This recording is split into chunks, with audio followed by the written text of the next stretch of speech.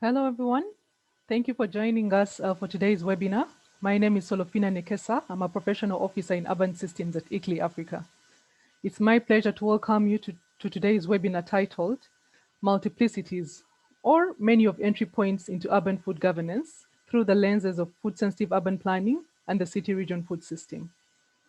Before we begin, I would like to remind you of our dialogue protocols or of our webinar protocols. This session is recorded, and therefore by participating, you are consenting to be recorded. We welcome you to introduce yourself in the chat with your name and organization or institution. We also welcome active discussion in our chat boxes and your questions throughout the presentation. And these you can put in the Q&A box. The recording and outcome report from this session, as well as all the sessions from African City Food Month, will be shared with you and the registrants of the webinar. Thank you very much, and we hope you enjoy our session.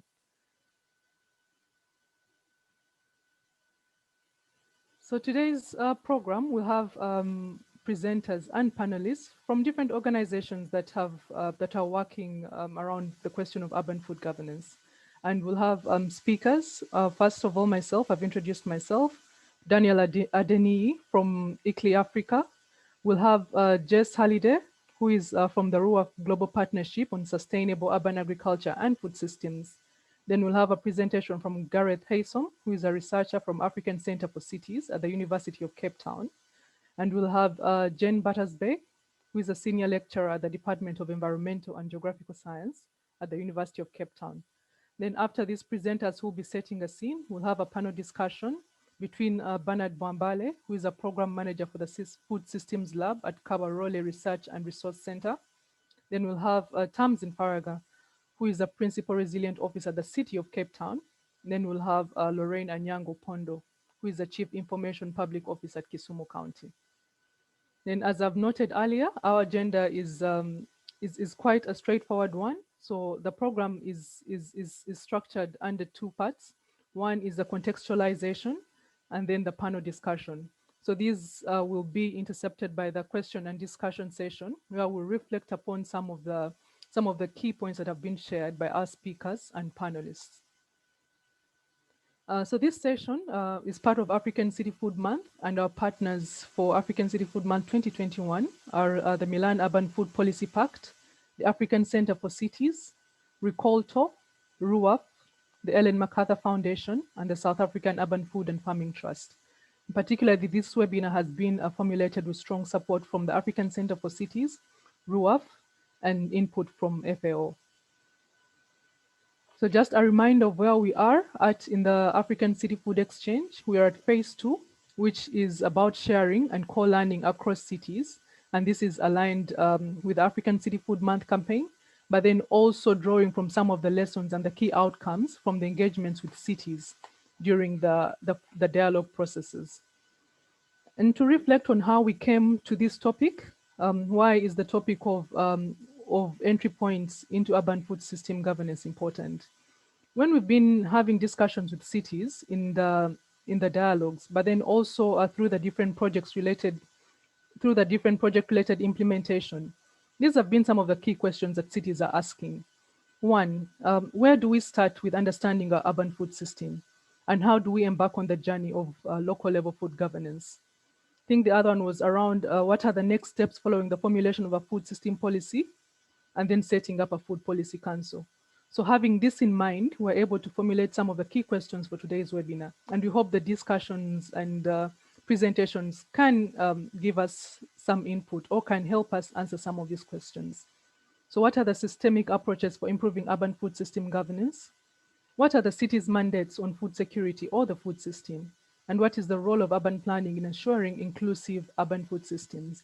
And then lastly, how do we adapt territorial governance for resilient and inclusive urban food systems in Africa?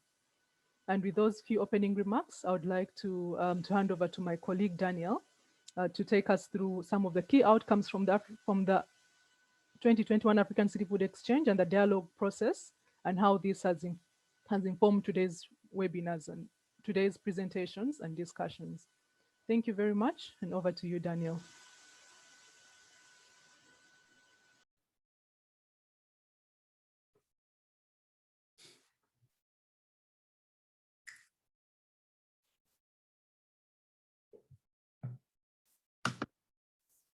Thank you so much, Serafina.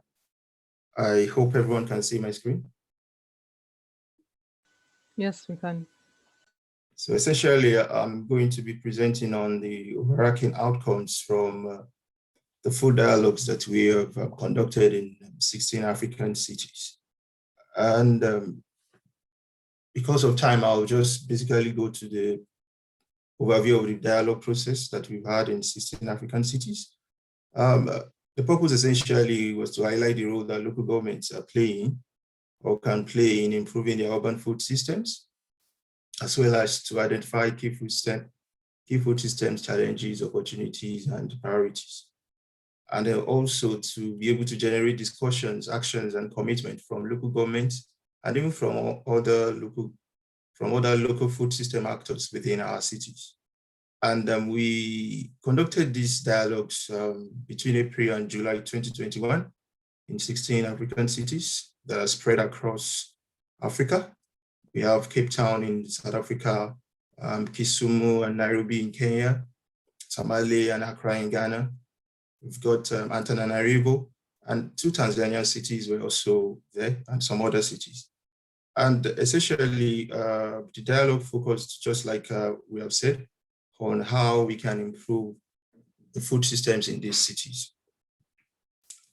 And if I may then focus on the outcomes from these dialogues, essentially what we realize is that there are variations in the outlook and opportunities, food system outlook and opportunities among these cities. But there is the need to ensure that our food system are both resilient and sustainable all across these cities.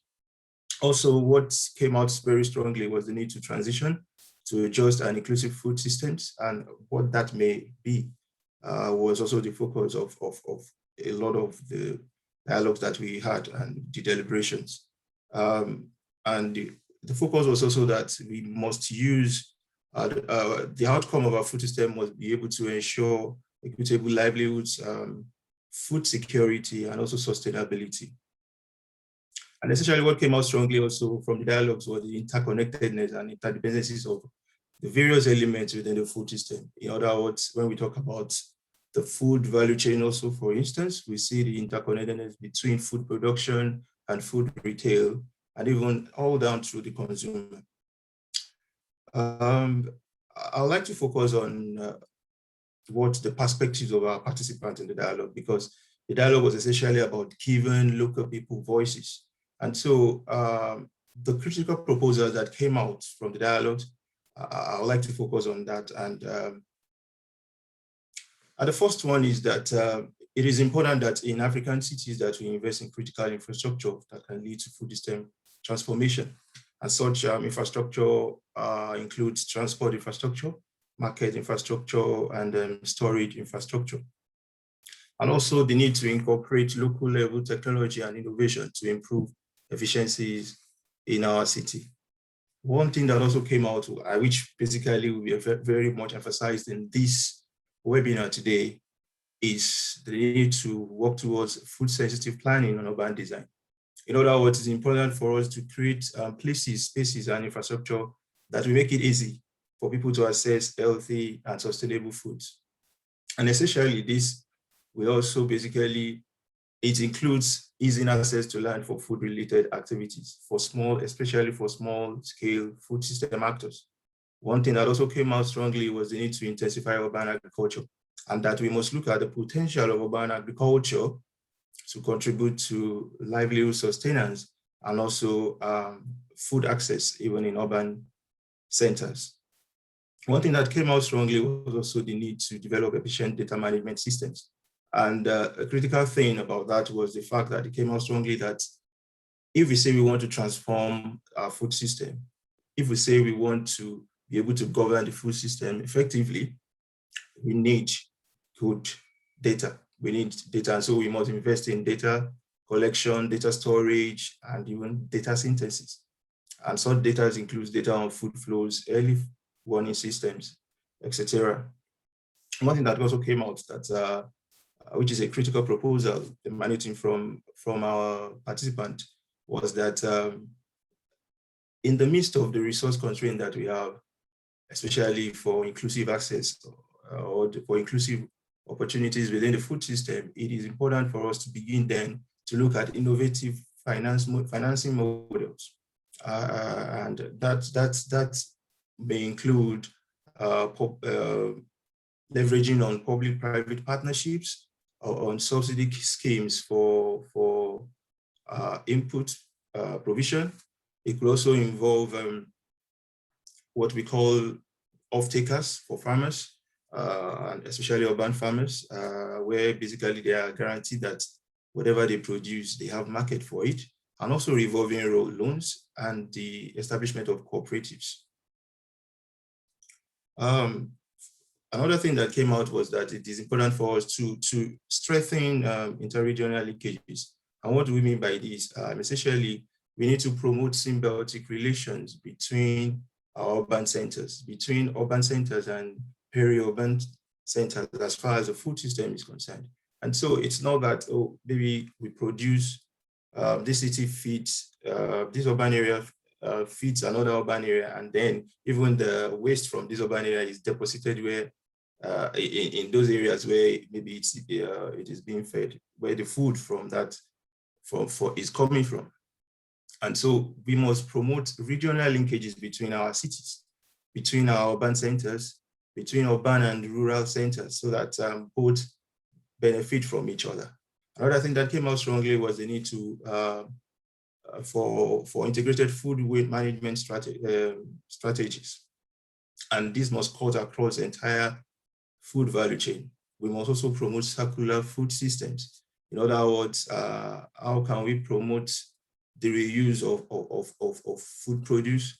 How can we recover waste? How can we begin to rethink the way we think about the food product that we produce, so that they can stay for longer, and even when we talk about maybe use for another thing, it is better, it can be facilitated. One thing that came out also strongly that people say is the fact that capacity building is very important. Build the capacity of food system actors. All across the cities that we engage in, this came out strongly.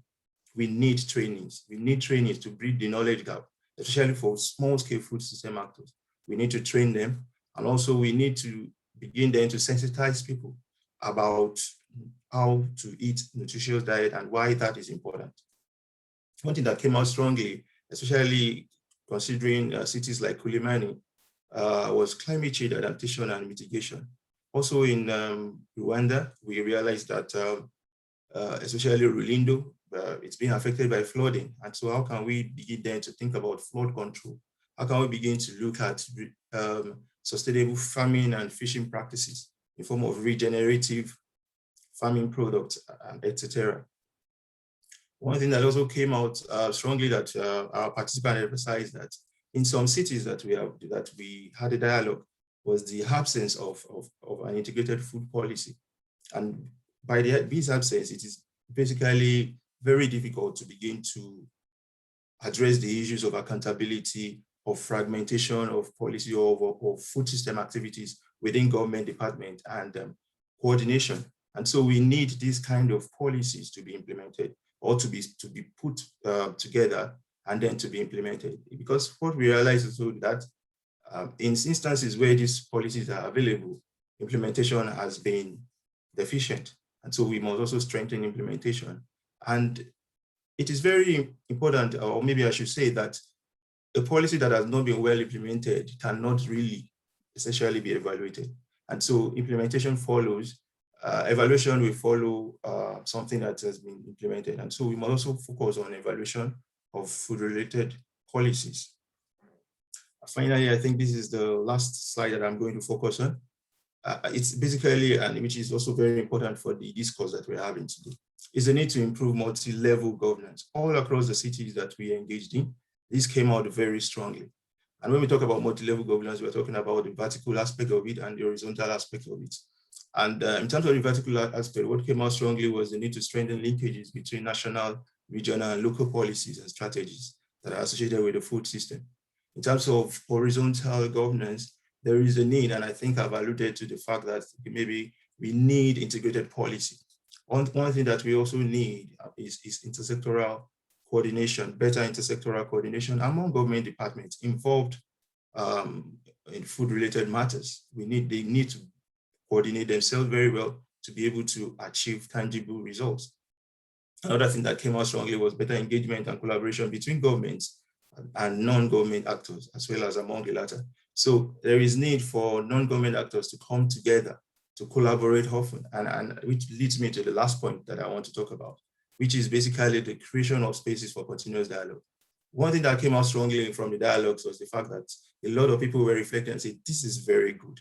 We have not had it like this before, where we come together and deliberate about challenges and opportunities within our food system. So such platforms are needed. We need to continue this. We need to continue to facilitate this, and also to have multi-stakeholder platforms and partnerships between and among food system stakeholders, because that is where sharing can be done. That is where co-learning can be done. That's where we can facilitate co-creation and cooperation.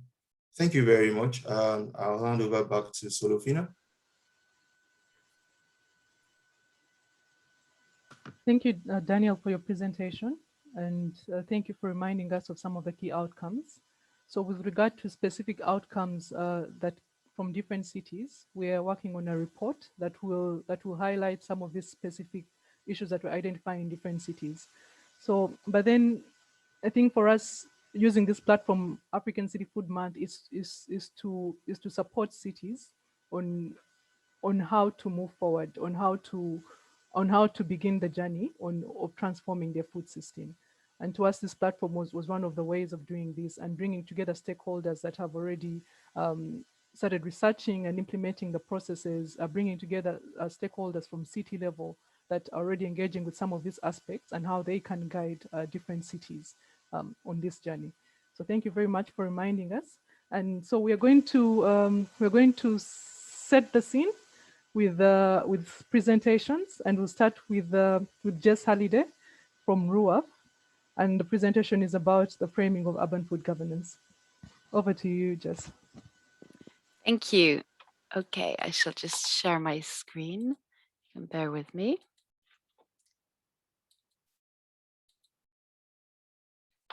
Okay, do you see my screen? Yes. Great. Okay, hello everybody. Thanks, Solofina, for the introduction.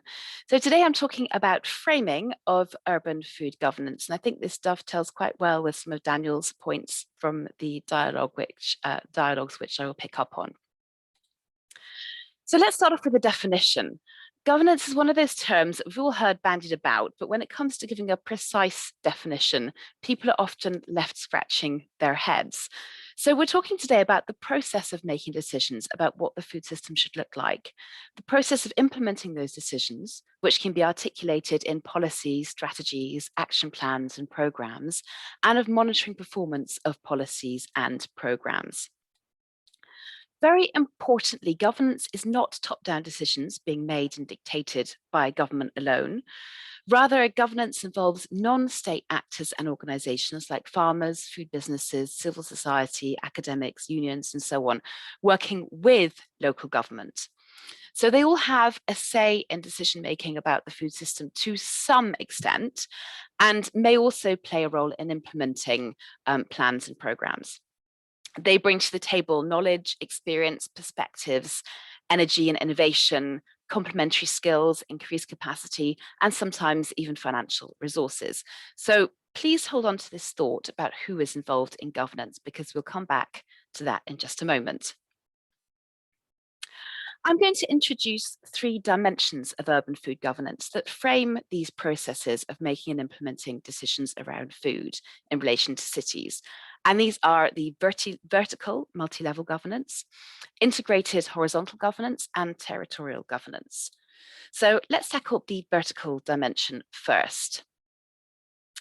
So local urban governments are closest to the needs of their citizens, and each city or urban area faces particular food-related scenarios or issues depending on local context and demographics. However, cities are pretty much at the bottom of vertical governance.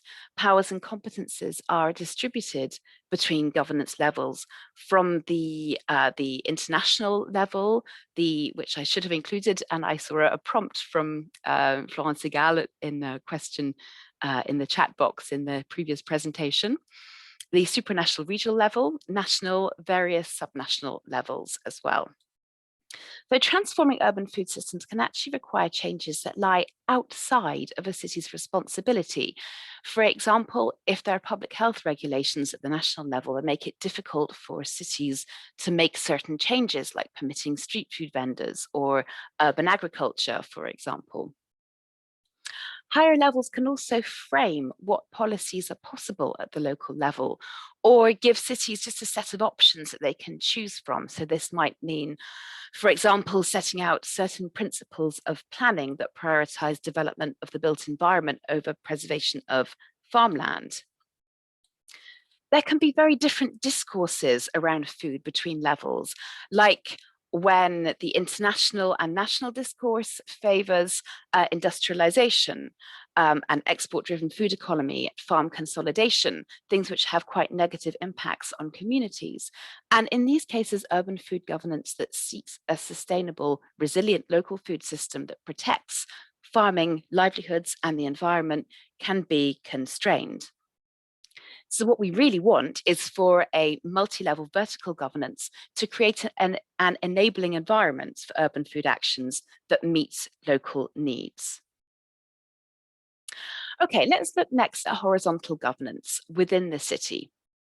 Now, the big problem is it's very, very rare for there to be a department or sector dedicated just to food within local city government. Rather, lots of local government departments or sectors have some role relating to food. So for example, and this really varies from place to place, the agriculture sector may provide technical specifications for growing food or raising livestock in the city or managing extension officers. Public health may work on nutrition and food safety. Economic development can be responsible for attracting or supporting businesses, and so on. So if you ask one of these departments what food policy is, they'll probably answer in terms of what they do. It's like the metaphor of the blind man and the elephant. Each one will describe the part of the elephant that they know, and they'll imagine that's all there is. They can't see the bigger picture. And that's why we advocate an integrated approach involving multiple departments so that they learn what each other does, they can see this full picture, the full elephant, and they can learn to work together to maximize synergies and make sure no important issues fall between the gaps because everyone thinks that somebody else is handling them. Now, remember, I told you that urban food governance is not just down to local government. Although, yes, local government representatives from the relevant departments or sectors must be involved. But increasingly in cities, multi-stakeholder governance platforms are established. And these platforms can have various names like Food Policy Council, Food Partnership, Food Board, Advisory Group, Food Lab. The important thing is that they bring together stakeholders at regular intervals. And there are lots of variables when it comes to these multi-stakeholder platforms. The precise membership composition can vary. Some are more inclusive than others, deliberately seeking and enabling meaningful involvement of people who are most affected by food issues, like low-income groups, minority groups, informal food workers, for example. The precise role of the platforms can vary. Do they advise local government, make recommendations, provide information? Do they lobby or advocate? Do they implement programs? What space or institutional home does the platform exist in? Is it within local government or is it outside, run by an NGO? Is it a formal incorporated entity or is it informal? And how are decisions made? Is it by vote or does one person or entity have the final say? These are all really important considerations. The last dimension is framing urban food governance in the territorial dimension. Although we're talking about urban food systems, actually the distinctions between urban, peri-urban and rural areas on the boundaries of each are not that clear. So it's probably more accurate to talk about the urban-rural continuum. And we see cities as being situated in city regions, so a larger urban centre or conglomeration of smaller urban centres, and the surrounding and interspersed peri-urban and rural hinterland. So a city-region food system encompasses the complex network of actors, processes, and relationships involved in supply chains within a geographical region in which flows of people, goods, and ecosystem services operate across the rural-urban continuum. And this also includes the economic, societal, and environmental components that configure the actors, processes, and relationships involved in food supply chains. City regions can include several local government areas and or parts of different administrative areas. So within a territory, you may have polycentric governance in which several towns or cities have their own food governance arrangements, but also relate to each other over issues that affect them all. So that's all from me, a very rapid framing. I'll leave you with a couple of resources. First of all, a link to a recent issue of Urban Agriculture magazine published by RUAF, where you can read about some examples of multi-stakeholder platforms, and also a link to the FAO RUAF City Region Food Systems Programme Toolkit for more information on the city region territorial approach to food systems. Thanks very much.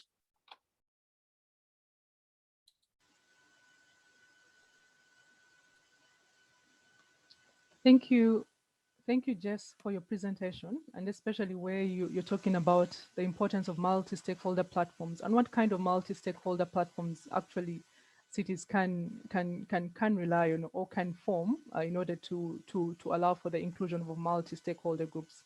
Though I think when we come to a discussion, one of the key questions to you would be, with the way African cities are, there's the dominance of the informal sector, and we know that this is mostly low-income earners, sometimes illiterate, and sometimes have been harassed by power. So there's that issue of distrust, whenever such formations do come up. So really, how do we increase that level of trust and engagement with some actors that have been marginalized? So I hope we can come back to some of these questions, really, of how to go about meaningful engagement between city level actors.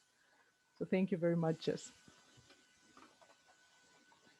So we'll hear next from Gareth Haysom on city typologies, politics, and influences on the food system. Over to you, Gareth. Thanks, Serafina. Let me do that.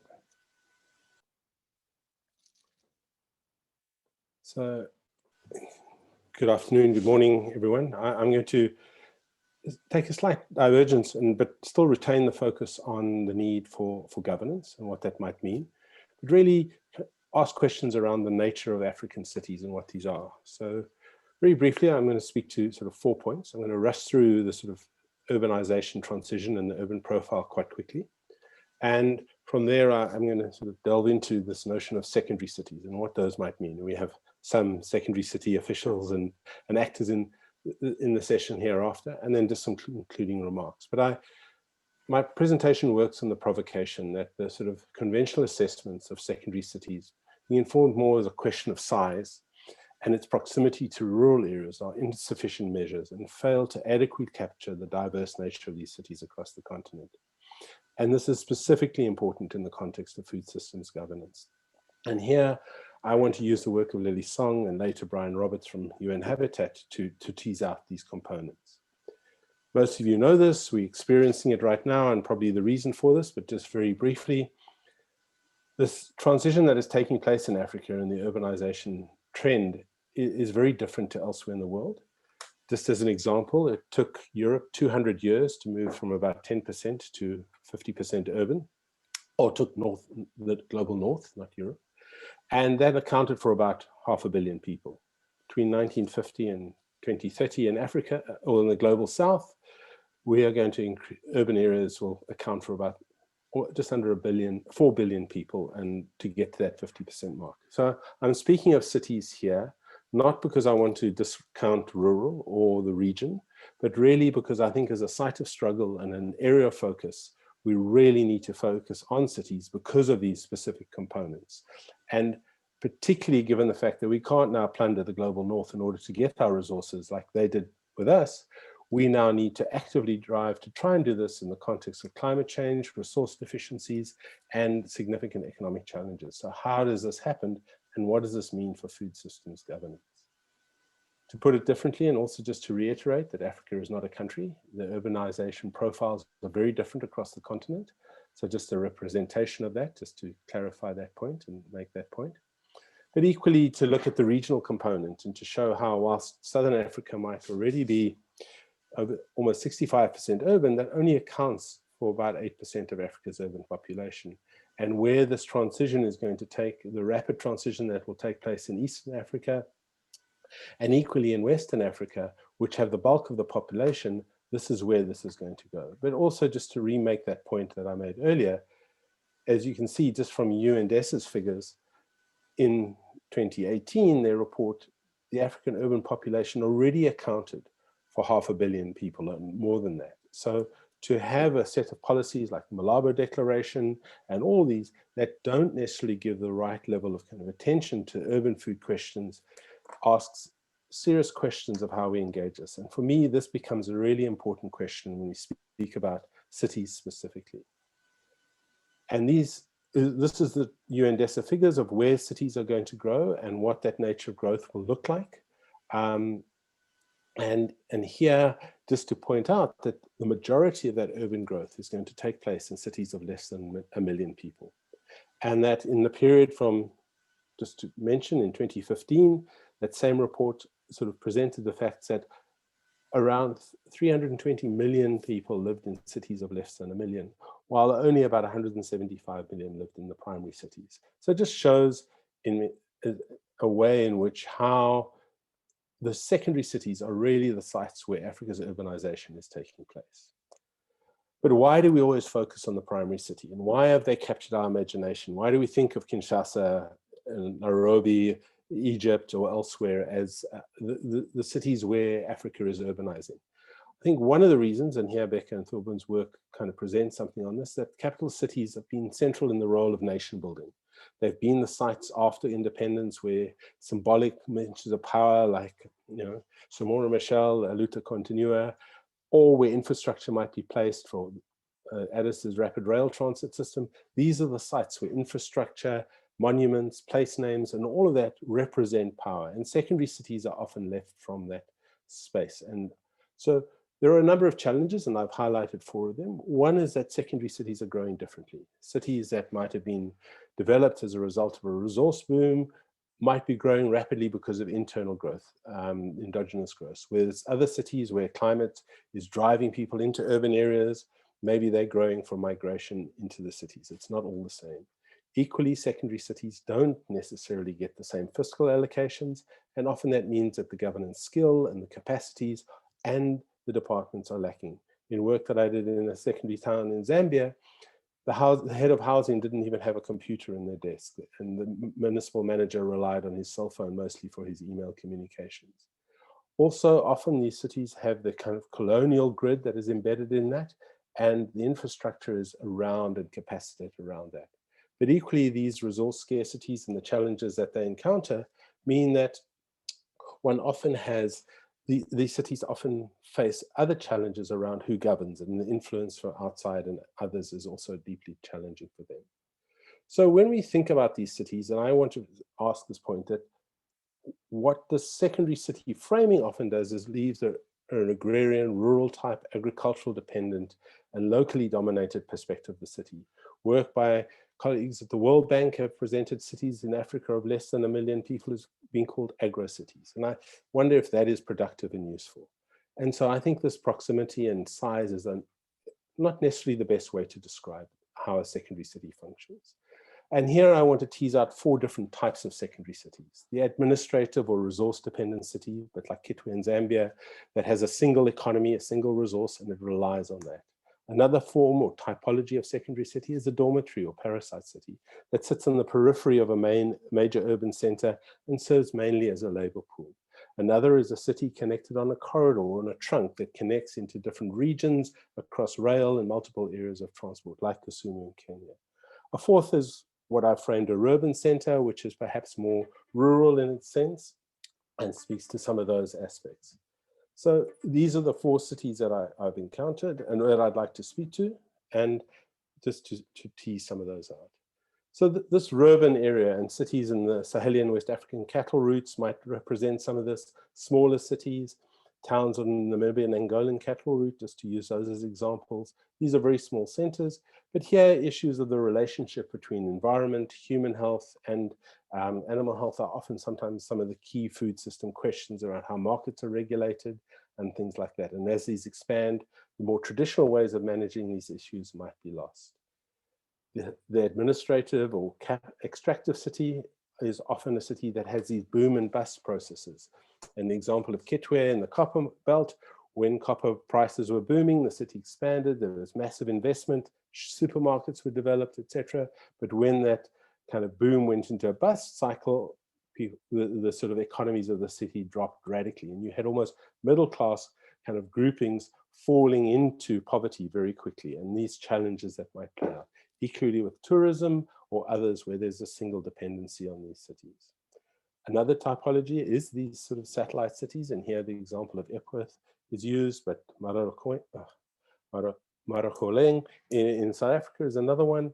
Here, there are no supermarkets, there are no markets, there are lots of informal traders potentially, and how the food system in this space is governed and managed is equally very different to how they might have been managed in that extractive type city. And here you can see in the figure how this informal economy is distributed right the way across these the settlement. And also down here, you can see the informal vendors migrating and setting up shop along footpaths before infrastructure even catches up. So how does that then relate to the governance questions in these cities? The trunk city like Kisumu and others like Oshikari, Angadiva, and Ondangwa, and their conurbation or Tamale have very different motions. And here transport comes through, and I've used the image of the eggs. These eggs are actually coming in from Uganda, not because of transport or anything, but simply because of the proximity and how these infrastructure networks enable trade to flow faster and more efficiently through these areas. So what we found in our work is that most secondary cities are deeply embedded in global supply chains. They are facing multiple food system transitions, supermarket transition, malification, the nutrition transition, big food is there, but they function in many different ways. And for me to engage in governance as if all cities in Africa are the same is deeply flawed. By understanding these different typologies, it allows the city itself and the site where politics and the engagement around food governance needs to focus and take place, it allows it to understand its own internal dynamics and how these might play out. I think for me, typologies allow us to understand how food governance might be engaged. What is the relationship with the region? Is it something that is where one has control? Is one reliant on the region? Is one being dictated to by the region? And how does that then inform how the cities themselves engage in these food governance questions? So for me, the point I really want to make is to say that without a focus and an understanding on the typology of a secondary city, the engagement in urban food governance has the potential to miss a whole set of opportunities that are specific to those contexts and what they might mean. So thank you very much, and let me leave that there and pass on to Solafina again. Thank you, Gareth, for that presentation. And I think the question that I had in mind, which you've addressed in the end, is that why really should we focus on city typologies when the focus should be on ensuring that every city is able to access food? But then I think in the way you answer it is quite captures it. The way in which all cities are different, and the different factors about them are what affect their ability to access food either easily or through different channels and different challenges. And I think we'll talk more during the discussion as I do have a question for you on politics and city typology. Thanks. So thank you very much, Gareth. Yes. So we'll move to Jen Battersby, and she'll be speaking to food sensitive urban planning. And then after this, we'll have a brief Q&A session between our first presenters before we move to the panel. Over to you, Jen. Thanks, Alfina. And it's always interesting to speak in these spaces. And I know there's a lot of contested views, so I think it'll be interesting to get a perspective on the things we've been speaking about. So today I'm talking about food sensitive urban planning. I'm thinking about planning as an integrated approach. Now,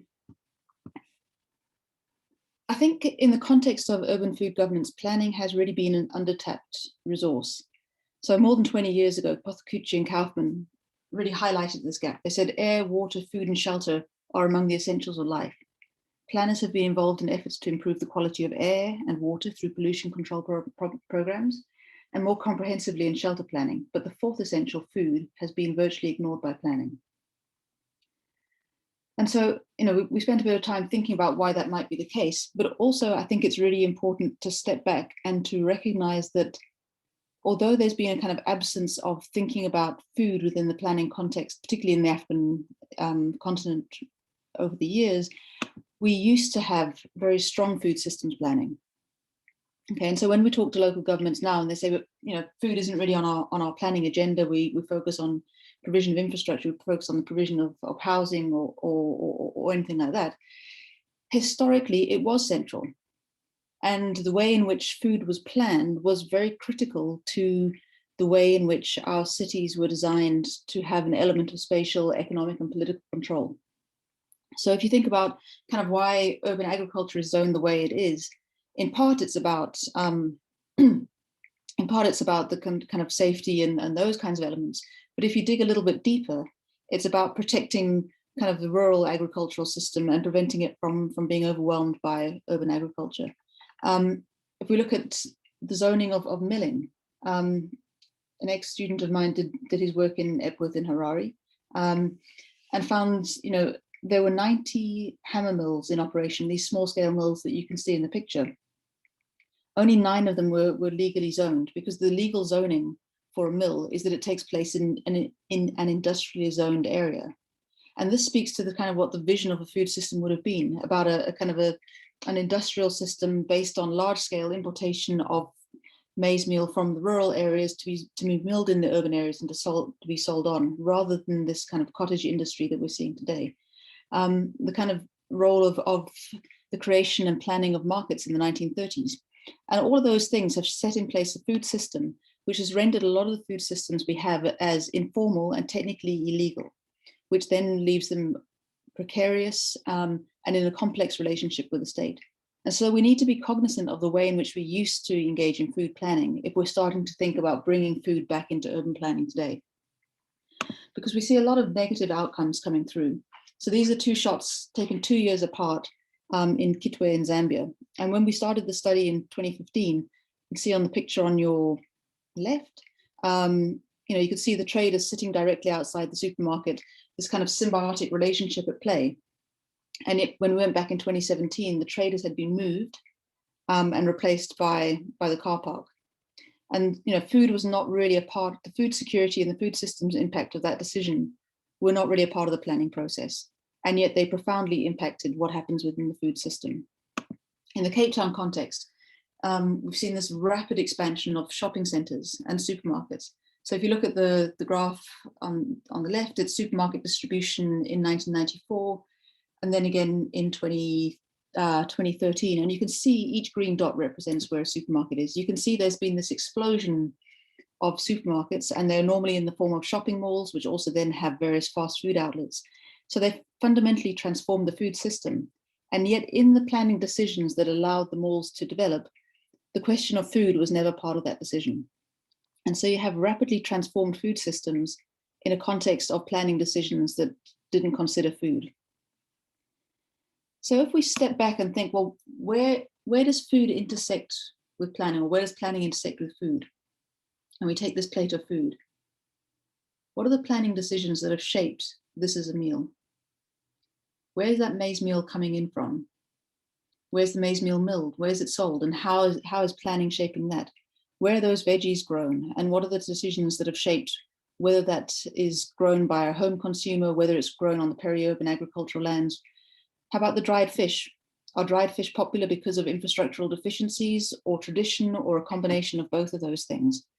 And then you add in the conditions in which people live and think about how planning then shapes the food decisions that they take around the infrastructure deficiencies, around access to water, access to energy, etc. And so all of these things start to come together. And so when we're thinking about food planning, I think there's 2 elements that we need to think about. The first is about food specific planning, and what are the entities and what are the points of engagement that local government have around the food system. And so in 2020, the World Bank report, the same one that Gareth cited earlier, identified 6 key areas of planning intervention.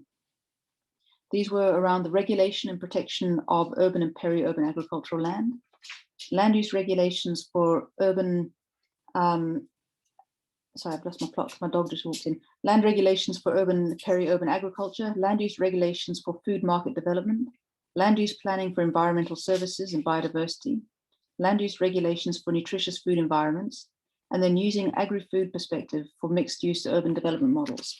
And so you can see there's these many points of intervention that are food specific that fall under the mandate of planning. But there's also this sense of food sensitive planning and urban design, this kind of notion of food in all, and thinking about the food implications of all different kinds of planning interventions. And so if we drop into questions of infrastructure, the work we've been doing recently with women in low income areas in cities in South Africa, we've been thinking about the connections between the food environment, the home environment, and the urban system and the food system, and how those things all interconnect. And the choices that people are making about food and their ability to feed their children are as much shaped by questions about reliable energy, questions about safety of water supply, costing of water supply, backyard dwellings, all of those things kind of come into play. And so each of those needs to be built in with a food sensitivity. Not only do we think that food sensitive planning and urban design needs to put food in all, but I think we also need to think about the all that food provides. And so, it feels like we're asking for the world, we're shooting for the stars and saying, but you've got to put food into everything. And we know that there are multiple pressures on local government, and we know that planners really have their hands full already. But I think, and this is almost my final slide, is that we recognize that the food challenges facing our cities are immense, but we've also got to recognize that food provides this opportunity for a much wider transformation, increased sustainability, increased equity. And so if we start to plan food in all, then we can radically transform our future cities, and recognizing that the plans that we make now really do set the development trajectories for our cities well into the future. And so if we start to embed food into these planning processes, it's going to pay dividends for future generations. So just to finish up, we do have a set of resources available on this at the Consuming Urban Poverty website. We're halfway through a podcast series called Planning for Food Secure African Cities. The first 2 or 3 are up already. Keep watching that space. And then also we have the Incorporating Food into Urban Planning Toolkit. Thanks, all. Thank you, Jen. And before you leave, I think this is burning, because you say, cities were planned with food in mind, but or with the thought of food. But right now, the way it's turned out, it's almost that food is away from the center.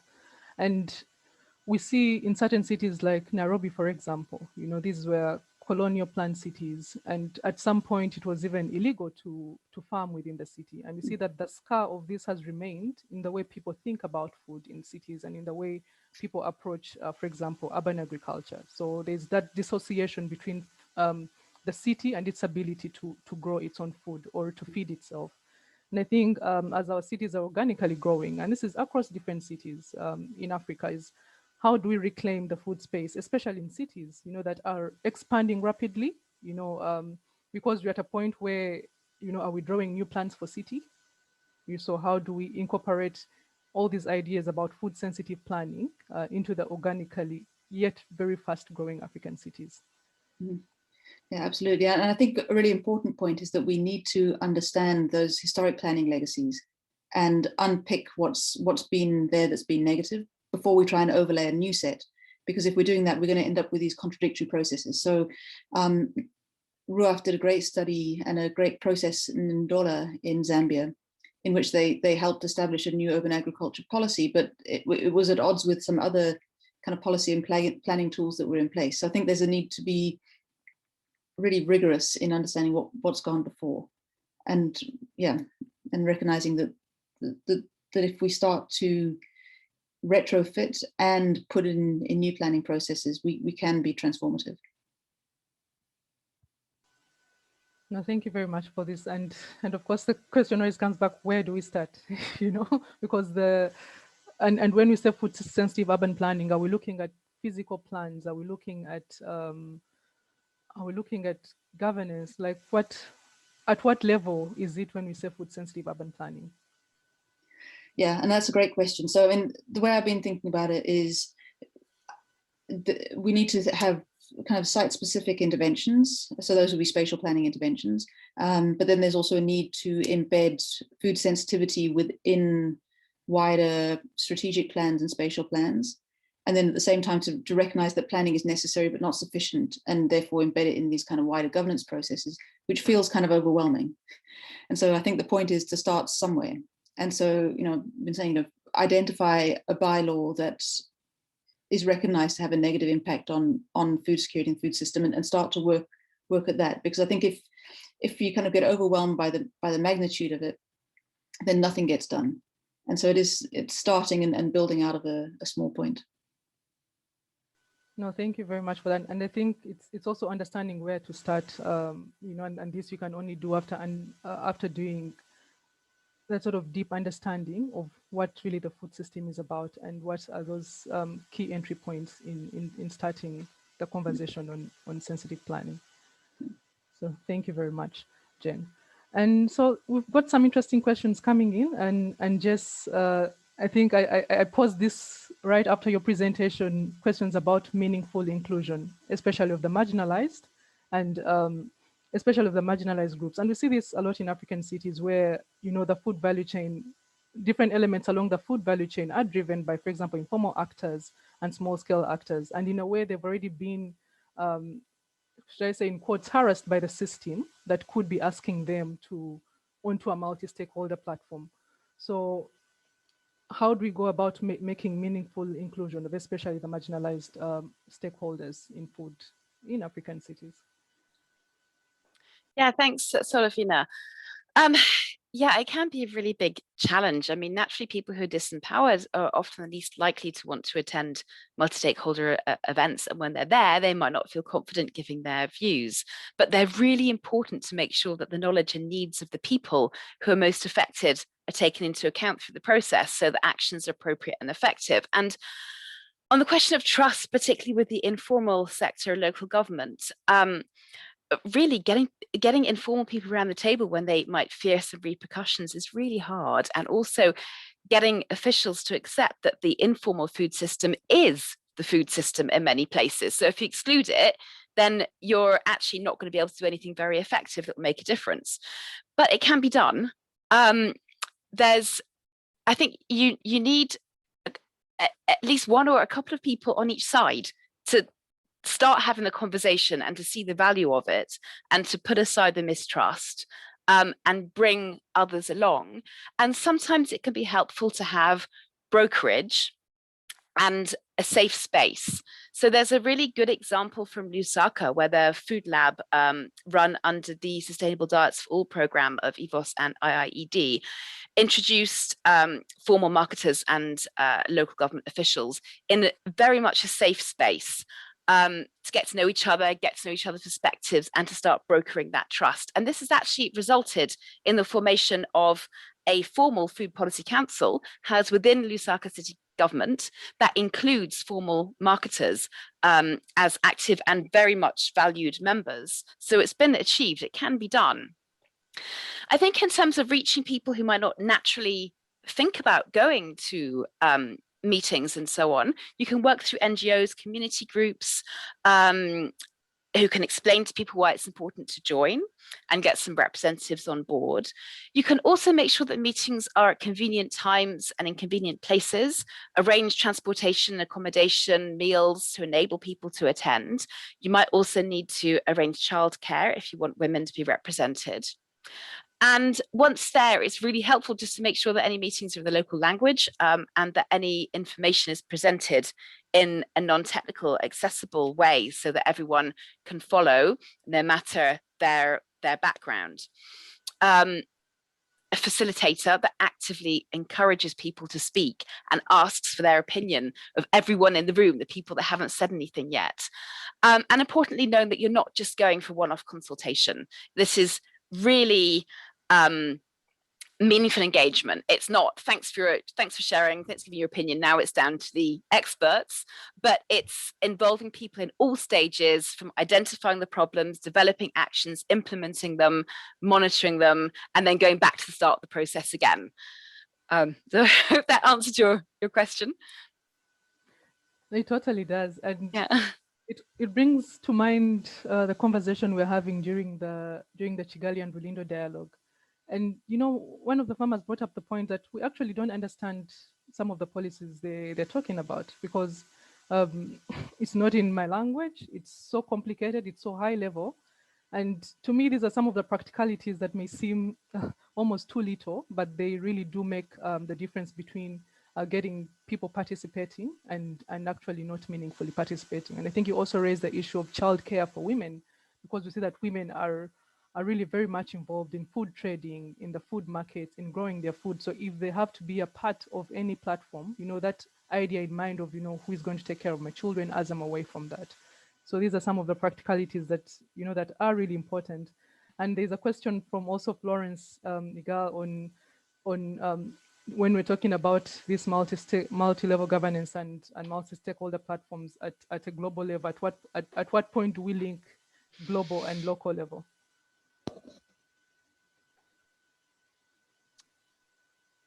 Is that another question to me?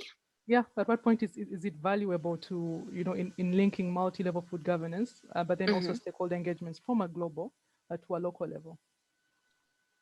I'm not sure I quite understand the question. And I'm just scanning through the questions to see if I can see if Florence wrote it down, and I don't see it. Just one moment, I'll read directly from it. Okay. Just one moment. Sure. It's like so could ICLI, no, not that one, but it's really around issues on multi-level food governance at a global level. And I think here the key question is, at what point can we strongly link this to local level? And, you know, is it important to make the link? Is this about, I see that Florence asked how the various different networks can come together and recognize each other's potential and contribution to all be working together in Africa. And I think that's a really important question. It's really difficult because actually this is a really competitive field. And, you know, there are a lot of different agendas going on, increasingly a lot of different players. It's very crowded, and we all know each other, and we all talk to each other and cooperate. But I wonder whether we need to have some sort of a proper formal sit down between all of these networks, put cards on the table and say, look, what are our agendas? What are our priorities? Where are you working? What are you working on? And really do some mapping of complementarities and try to be pretty competitive about it. And it's hard because the way that the funding bids are structured, it's pretty competitive. And, you know, it's a matter of everybody racing to get the people they want onto the same consortium. But perhaps we do need to be a little bit more strategic about it. And I think, you know, for a bunch of governance experts, it's a little like doctors make the worst patients. You know, I think we need to take some of our own lessons about sitting around a table together and strategizing about how we can act in the interests of people in Africa. No, absolutely. Thanks, Jess, for that. And to us, that is the value of a platform like African City Food Month, to really bring together different actors that are working in food, that have already developed the resources to be able to empower, for example, where the need is, to fill the gap where the need arises. So, and to us, it's important that we have partners such as RUAF and African Center for Cities and FAO to really start creating that uniform platform that is reaching out to some of the needs that have been identified at city level. So thank you very much, Jess. And so one last question for Gareth. Sorry, one question for Gareth before we move on to the panel discussion. So your presentation was really focusing on city typologies, on secondary cities particularly, though I think in some African cities, we see that a secondary city, even if it's a city, it's almost a town. It's it can be referred to as a small town, and you see, the existence of the rural in that city is quite heavy, and this may not apply to all, but in a couple of them. So in terms of there's been a lot of global focus on rural with regard to access to food, or improving access to food, as opposed to urban. So how do we move the discourse to looking at different urban food actors, such as traders, transporters, processors, as well as the different people in cities that are even experiencing hunger? So who can lead this movement of support? And the cities, do you think cities have the capacity to address, for example, urban food, or are the secondary cities empowered to be able to address issues around access to food within the cities, or even empower the actors that are acting along the food value chain? Sure.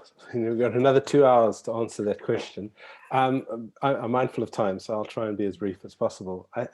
I do think cities have, and I think we need to expand the notion of the food to, as you say, the informal vendors, how that might act. Maybe in part, in the answer to a question you asked Jess around public participation, we ran a process where it was all non-verbal. We used aerial photographs to map out the food system. We asked women to come to the meeting. They brought their children, and their children brought out rich food narratives of the food system that the mothers didn't even know about.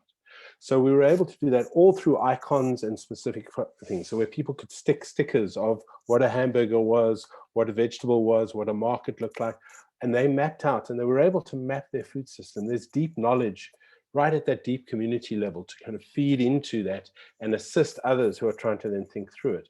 I do think cities understand the food system. I don't think they necessarily know that what they're doing is acting on the food system. And so for me, I think, to answer your question, I think we need to think about this not as urban, rural, regional, continuum, etc. We need to really think about the politics and where decisions are made, who has power to make decisions, who has power to activate others to make decisions, and how we think about that. And I think so I'm a researcher, my work, and I'm trying in the middle, Nelia asked a question in the chat as well.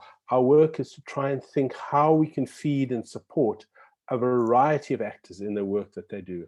And for me, it's constantly about saying, how are we helping people in that context make decisions, not to make them for them, but to how can they make decisions and what can be provided for that. And I think I've seen, in a fascinating way, I've seen a meeting in Kisumu, for example, with informal traders, faith-based organizations, the business chambers, academics, and government officials co-producing a policy brief to give to senior decision makers. And the energy around that was just phenomenal. And I think, so 2 points to answer this question. Yes, I think cities can act on this and think far more broadly. And I think for me, the other part is that I do think we need to approach this in very different ways. We need to be able to draw in these multiple stakeholders, and that requires time, patience, and a set of processes. And in response in part to Jane, we need to be able to have these small hooks that we can hang our coats on and slowly build a cupboard from that, rather than just trying to think we can create an entire department store overnight, if that makes sense, and forgive the rather cheesy analogy. No, thank you very much for that, Gareth, and for attempting to answer my question that had all these different aspects to it. And I hope that was helpful to everyone. And if not, please do add your questions in the chat. So we're going to have a panel discussion now. And so it's between city practitioners, but then also other actors that are on ground in cities. And we want to know where are they at in their journey of food system governance, and what are some of the initiatives that are being undertaken in the cities to, as a starting point or as a continuation of food system governance. So we'll have a presentation from, we'll have discussions and presentation from Bernard Mwambale. So he's from the Kabarole Food Research Lab, and will give us an overview of the Food Lab platform in Port Portal. Then we'll also have a presentation and discussion from Tamzin Faraga. He's from the city of Cape Town and is a Principal Resilient Officer. And then we'll also have another presentation and discussion from Lorraine Anyango Pondo. who is from Kisumu County. So I'd like to invite Bernard to switch on the video and start the presentation. Over to you, Bernard. And I think, Bernard, the key question for you here is trying to understand what, we've been talking about different platforms, and this was brought up in Jess's presentation in terms of the different platforms that the different stakeholders could use to draw in multiple stakeholders. And I think the question to you is, what are some of the platforms or ways that can enable inclusivity and engagement of a broad spectrum of citizens in the local food system? So I can see your screen, and over to you. All right. Okay, good afternoon, Solofina. Can you hear me? I can hear you well. Maybe if you can tip your laptop a little bit, and then I'll be able to see your face as well. Like that? Towards yourself. Yes, like that. All right. Well, good afternoon to everybody who's attending this webinar. My name is Bernard Wambale, and I'm presenting on behalf of the Fort Portal Food Systems Lab in Fort Portal City, one of the, I would say, the newly established cities in Uganda. And I'm going to present. Can I request that you present, you go to presentation mode so that we can see your screen? Okay. So that's in the bottom. Is that okay? Not yet. All right. It's in the bottom right corner. Yeah. How is that? No, not yet. Okay, yes. You can see the full screen. Yes. All right. So following what the colleagues have been discussing earlier, one of the approaches that we are trying to use to manage the food systems is that we are leveraging on the food system lab. It's just an approach that we are using to make sure that we bring the different actors in the food system to discuss issues and then innovate solutions towards those challenges. So our major focus is really influencing the food system, well, to be more sustainable, equitable, and inclusive, and of course resilient by effectively reconnecting food production, but also looking at food consumption. It's one thing to produce food, but then what are people eating? What are they, what is the community producing versus what they're actually consuming? And so we are looking at the Fort Portal tourism city and its hinterland areas. Now, of course, you know that Fort Portal city is one of those, I would say, smaller cities in Uganda, located in western part of Uganda, commonly known as the Toro region. Its population is still a little small at about 5,000 people. But we are projecting that in the next, maybe by 2040, the population will rise by tenfold, making, of course, a population of about 50,000 people. Now, this region is considered as a food basket.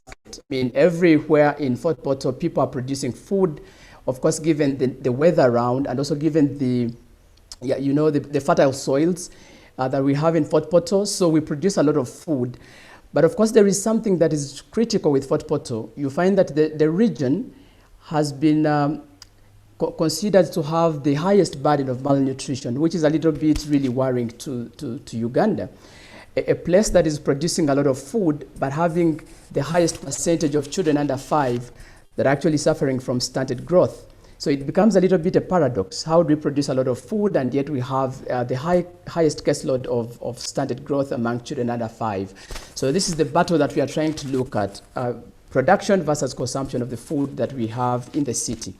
Now, the city alone, given its urbanization and all that, we realize that there is already rising concerns over the already existing food system stresses that we have. And we've also noted with concern that the city has, a lot of informal food sector, where many people are actually engaging in production and sale of food in terms of food vending in the city. And many of them, about 75% of them being women. So that's already something that we may really need to look at, the engagement of women in the food system that we have, but also inclusiveness of the informal sector. Now, the food lab, just like any other lab, it's just a platform that brings together multi-actors to identify the key food system challenges but also develop actions and innovations to see how best we can address some of those challenges that we have in the food system. Now, also the Food Lab looks at influencing communities themselves. Someone was asking, where do we start from? So it influences communities themselves, but also the local policy makers on production and consumption of nutritious and safe food. And therefore, this contributes towards reduction probably of the standard growth that we are handling, but also malnutrition in other forms. It could be over or under malnutrition, but also handling the food system challenges themselves. But also the actors, usually, how do we ensure that these actors come together? We organize food summits. So when we have a food summit, different actors are invited to come and really have a discussion and discuss these challenges. But also that is the platform we still use to identify the innovations that we can put in place to ensure that we work on the challenges that we have. Now, the Food Lab also works with a number of actors. Just like my colleagues had presented earlier, we have different actors in this. We have the Coalition of the Willing.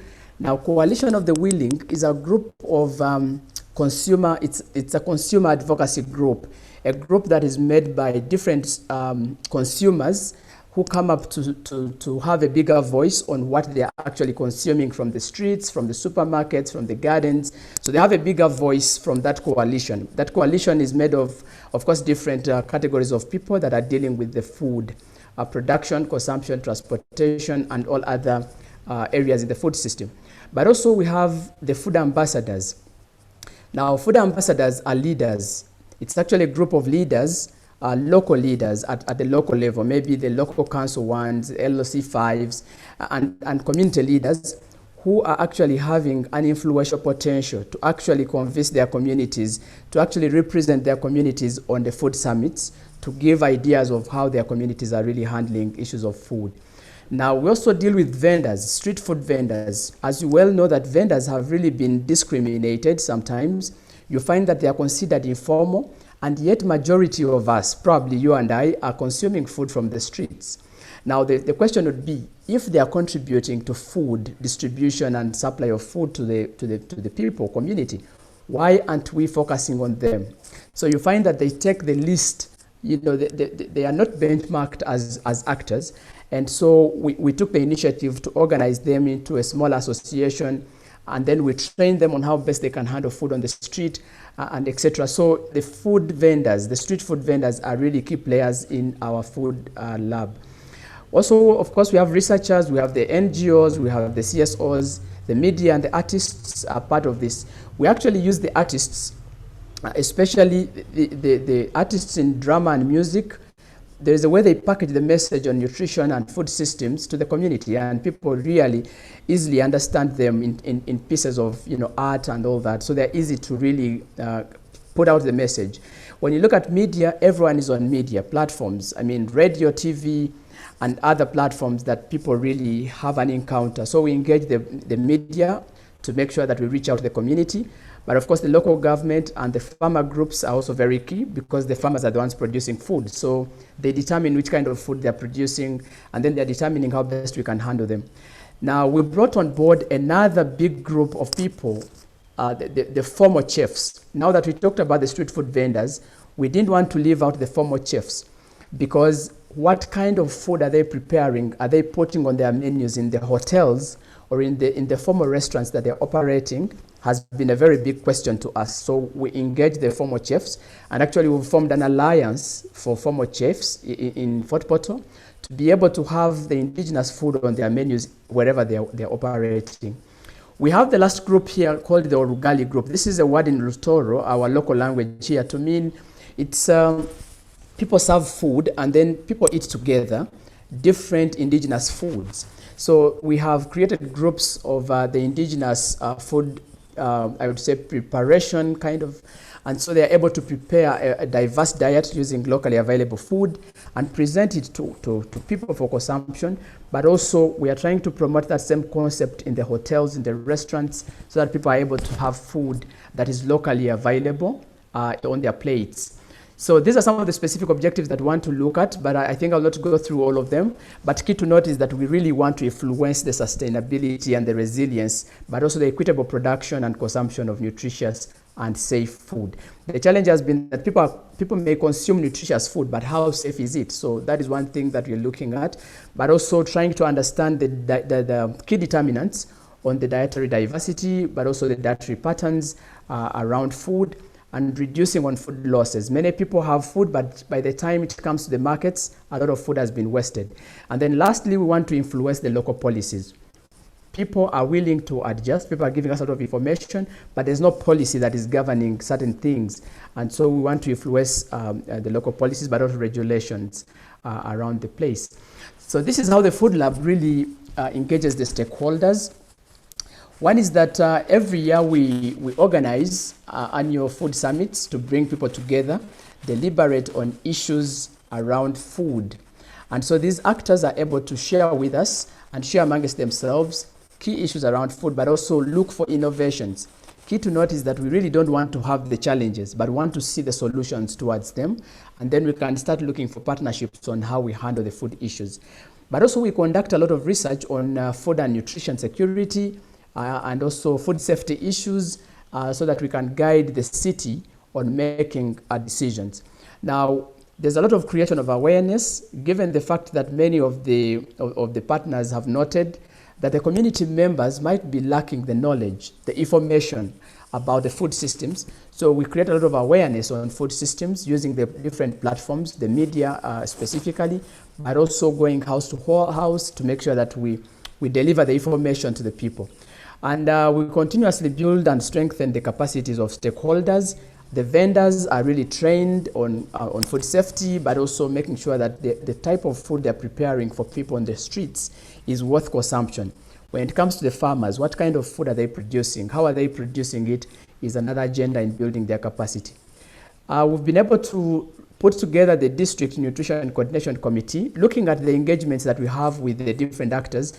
We put together these different committees that make decisions on nutrition, but also food security in the city, to be able to deliberate on these issues and get their commitments as well. And then, given the problem of food safety, we've been able to really think about how best do we facilitate inspections.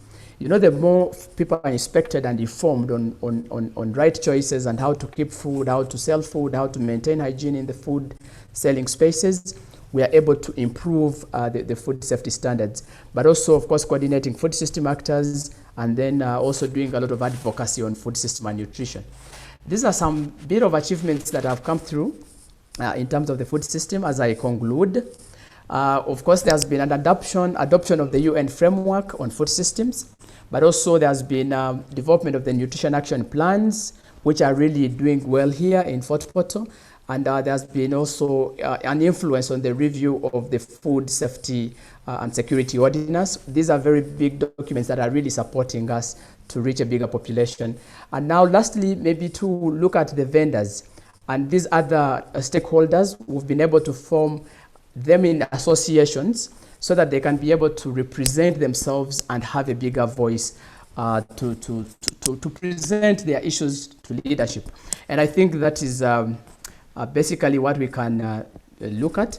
And I really want to thank you for the time and hope to receive your questions. I thank you. Thank you very much, Bernard, for your presentation. And to me, you know, the first worry that I had was about how we can move such strong projects.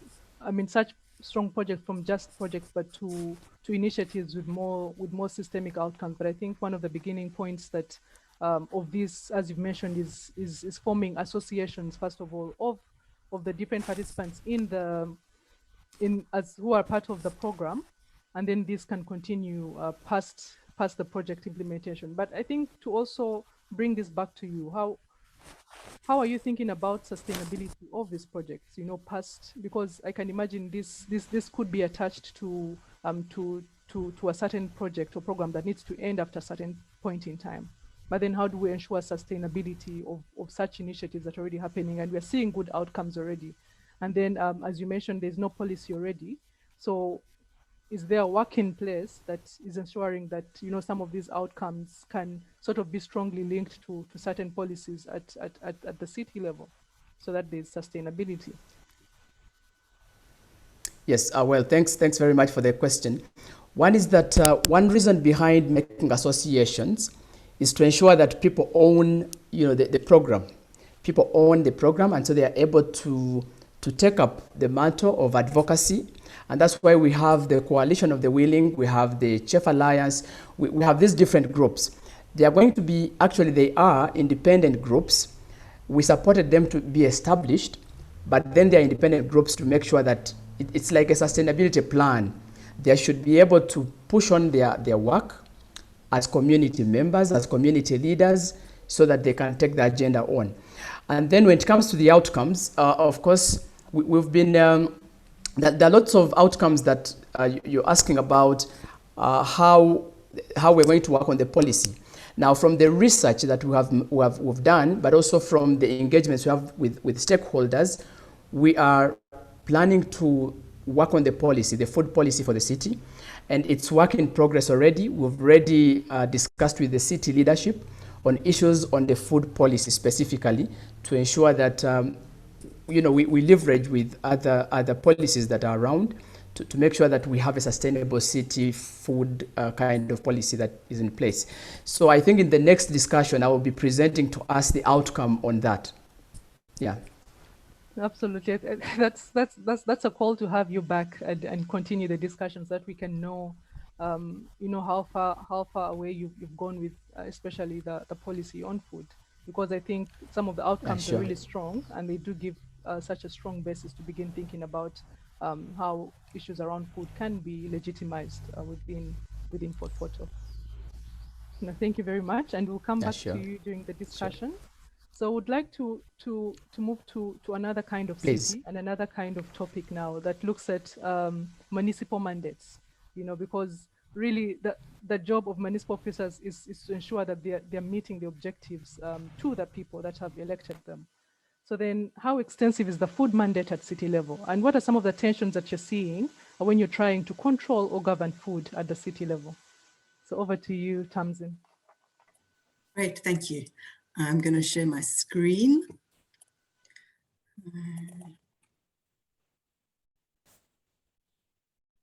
Cool.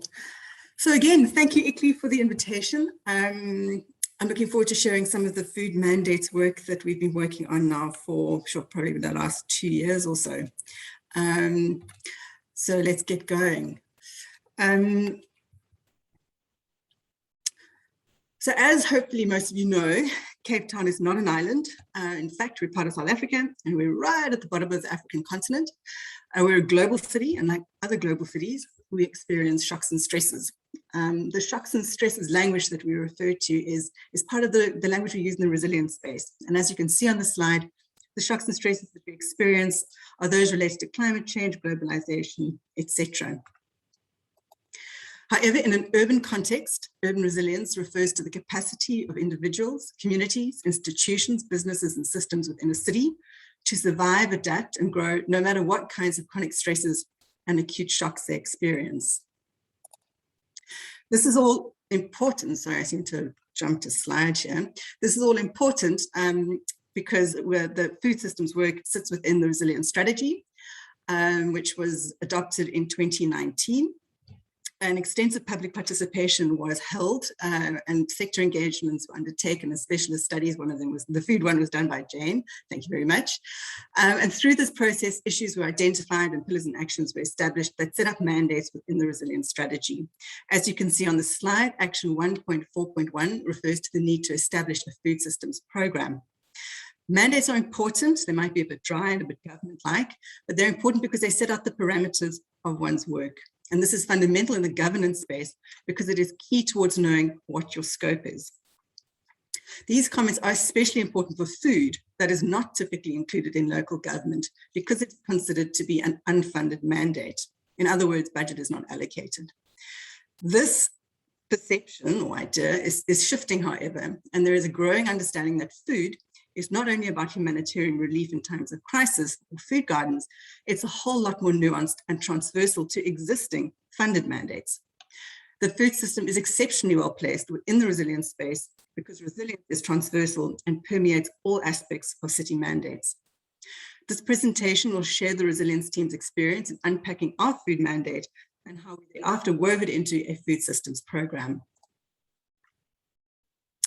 So this kind of speaks to Jess's idea around the elephant. This is our elephant. Sorry, we've lost you there, Tamsin. We can't hear you. Oh, can you hear me now? Yes, I can. Yeah. Okay, sorry, yeah. Should I keep going? Okay, Yeah, sure. Sure. So somebody told me they can't hear me again. Right, so this is Cape Town's elephant. Before we could get cracking on understanding where we needed to intervene, we needed to know what we were looking at. Check if it's just me, or can you all hear? Continue. Yes, I think it's just you. I hear All Tamsin right. fine. Perfect. All right, please go ahead. Okay, sorry, Sarah. So yes, we tried to understand what this food system looked like. Food systems are complex, especially in the food system space, and we found that we needed to unpack it to understand how it works and also importantly how it performs. Systems are dynamic and they're animated by flows, and written text isn't always the best way to understand and communicate systems complexity, certainly in my opinion anyway, especially because it is a relational and spatial. I found that by preparing a diagram, it was possible to represent this complexity and also start to unpack some of the issues. So when we started to look at what we actually had, at the bottom of the screen, you can see that 80% of food production inputs are imported. This is a risk, as you can imagine, when you're starting to look at exchange rates and also port issues, and Cape Town is experiencing some fairly significant port issues at present. When you start to look at the right-hand side, 66% of our fresh produce is exported. That's a lot of produce. As you go through, you can start to see that the city has some pretty key assets. The Epping food market, for example, the Philippi food market is another example. Again, if you look at the top, South Africa imports a lot of food, some of our staples. We get wheat from the Ukraine, for example, and all of our rice comes from either Thailand or India. That's a lot of staple coming from outside of the country. Again, that starts to become a risk in terms of dollar exchange rates, but also in terms of policy changes that may happen along over time. And as we experienced in COVID, there were a few policy changes. None of them affected us, thankfully. But then also, you know, food comes from other parts of South Africa. And as we experienced over the last couple of weeks, those supply chains can be quite fragile when there's unrest, etc. What was really interesting, certainly from my perspective, being a new person in the food space, was the whole retail end. So on the left-hand side, how people actually get their food. We kind of understand food from being, yes, Jane, for the stuff that you get in supermarkets, but staggeringly, most South Africans, sorry, not most South Africans, most Cape Townians, something like 70% get their food informally, which then speaks to Bernard's point about the importance of informality in city food systems. The left-hand side in the retail space, that was where we also saw quite a lot of the changes during COVID. There was a huge role that emerged of NGOs in providing humanitarian food aid. And so, yes, again, you know, it reinforced this idea that a food system is something that is dynamic and that changes depending on those externalities. And on the left-hand side of the slide, you can see what some of those externalities are, which then also starts to recognize this idea that a city has a lot of control over what sits within its boundary, but what happens within the country and within the global systems also has an incredibly big impact. And we have to be cognizant of those issues to be responsible. So, I mean, the little red stars start to talk about some of the risks and the issues that we have, but there are also opportunities. There's a massive amount of waste that our food system generates that just ends up in landfill. That's also an opportunity. The city assets are also opportunities that we need to leverage better. So moving along, what did we learn through this whole process? We learned we learned a lot. Very similarly to Bernard, there's this paradox of we have the surplus on the one side, but we have an issue of access on the other side. Why are people hungry? Why do we have poor nutrition and poor health when we're actually exporting 66% of our fresh produce? What is it about our system that needs to change? It's linear, it's wasteful. How do we turn it into something that's circular and more optimized? So off we went, having unpacked the food system and got an idea of what that elephant looks like. We took a deep dive into the mandates to try and understand what the city does in that space, what is our mandate, but then also importantly, what are we actually doing? It's one thing to have a mandate, it's a very different thing to actually be doing stuff on the ground. Through that process, and I have to acknowledge my colleague Samantha, who I hope is still on the call, we had a whole lot of meetings throughout the city with various departments and role players. And we discovered that there are 40, in fact, there are more than 40 food-related activities within the city of Cape Town that kind of fall broadly within the health and nutrition space, the poverty alleviation and disaster relief, but also then within the economic enablement space. This is a very important part of the process because we needed to know what work was being done so that we could understand what mandates and activities needed to improve or change, in fact, to enable a system change. You know, how do we crank that system and make that twist so that from linear we become circular? I mean, those are the sorts of questions that we've been trying to get our heads around. So building on our understanding of what's going on in the city, we kind of popped our heads up and looked more broadly at what was happening within the broader context of the city. Who else is working in the space that we need to be taking cognizance of? Through that process, we mapped local governments, provincial government, national government, union organizations, other intermediary organizations, what role they play within the broader system. And they're all called color-coded, which is kind of nice because then you can start to see that there are quite a few players working in the same space and how do they interact. We haven't gone into much more detail around this, but it was important just to acknowledge that there is this broader framework and framework of players that are interacting out there. What did all of this, So what does all of this information mean? You know, there are bits and pieces all over the place. And what we did was then we said, right, well, where is the bulk of our mandate? And this little diagram helped us to figure out what the local government mandate is within, and then tying it back again to that diagram, making sure that we're constantly reflecting that this is a system and that things that happen in a particular way. And what emerged through that process was that the city has a big mandate in the manufacturing, the agri-processing, the food supply, retail, and the waste part of the system. And when you start to kind of spatialize it in that way, it also reinforces that spatial role that the city plays in spatial planning and the way that the city develops and organizes itself. So using this diagram has been very useful to not only keep the conversation connected to the system, but it also reflects, albeit in an abstract way, that the food system is spatial. But what the diagram doesn't necessarily explore is the governance of the systems into which it fits and the leverage in influencing this bigger system that is also very, very important.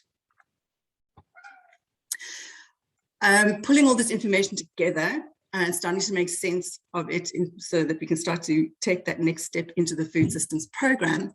We put this table together that starts to organize the information and get into a bit more detail. And this table that you're seeing here, in not a heck of a lot of detail, will then be used for the monitoring and evaluation for the annual food report that we're planning to do over the next couple of years. So what you probably can't see, but what is bedded down in this table is the institutional location of the work. Which directorate is it sitting in? What's their mandate? Is it a policy? Is it a strategy? What is it? What is the relationship to the food systems program? And what are the project program details? Who's a project manager? All of that kind of necessary information so that you know who to pick the phone up to if you're wanting to look at a particular area. At the bottom of the sheet, you may be able to see some of the tabs that refer to the SDGs, some of the pacts that the city is a signatory to, as well as the city's integrated development plan, which is a 5-year plan, which is incredibly important because it guides the city's planning for the 5-year period. The smaller sample on the top corner starts to unpack what's happening in the retail space and more specifically what happens in and food markets. From the color coding, we identified where the clusters are, where the overlaps are, and also where the need is for closer collaboration. And then also just to see where that the biggest mandate in the food space is. And all of this information was then drawn into our food systems program. Right, so the partnerships and alignments that have established our network have been built through the Food Systems Working Group, through which the food system exploration, mapping and research was driven. This has been an incredibly important part of the work. The Food Systems Working Group has been going since August 2019. More than 18 departments that get involved. We pull them in as necessary according to whatever it is at that time. We have 15 plus external organizations that participate, and some of the topics that we dealt with, or we've tried to deal with, because this is not something that one does in one go. You keep revisiting and learning as we go along. I think like food security, food waste, spatial planning, agriculture, etc. And we've been able to support some of the city processes, policy processes linked to things like informal trading, as well as in the Western Cape Humanitarian Food Relief Program, which was work we did last year. Through this network, we're able to share information, build consensus, identify knowledge gaps, and also very important is build trust and build those relationships, which is something that takes a bit of time. But we've been very lucky. I'm not sure who referred, I think it was Jess, who said, you all know each other and you'll talk to each other. And that is definitely a very strong part of being in the food space, is that network, and it's fantastic. Yeah. And then lastly, one of the kind of spin-offs of the Food Systems Working Group has been the Food Systems Research Community of Practice. Through a couple of meetings we pulled together what we call the research agenda, which just gives us an overview of who's doing what the timelines are, and then it also gives us an opportunity to look more critically and say, right, well, where and how are we going to fill those gaps? And through this process, we've also been able to improve some of the support to researchers. And this is just to acknowledge all of our partners who've been amazing over the last 2 years. So all of this work, all of this investigation and this adventure through the food space has come together in the Food Systems Program. It's across 6 themes: food governance, food resilience, food production, food environments, health and the economy. Most of them are within existing city mandates. The 2 top ones are new actions, but we have tried to keep it as kind of aligned as possible for now, just to kind of get started. And we have aligned them obviously with the SDGs as much as possible.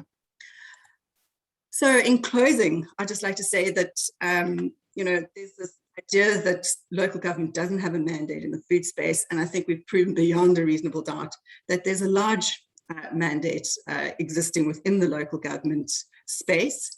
And it's just a question of teasing that out and pulling it to the surface and trying to understand and how to do it better. And I think I've made it sound a little bit simple. I don't think it's going to be something that's it's going to take a bit of institutional change to implement. But our experience so far has been really positive. And I think, the city officials are really interested in food systems and interested in seeing what their role is. So I thank you. Thank you, Tamzin, for sharing. And it's great to see how the process starts, and it has led you to this point where you can actually tell, where can you influence food, or where can you sort of play a stronger role in making a change. And you spoke about the fact that Cape Town, a lot of the food, almost over 60%, is imported or is from out of the city boundaries.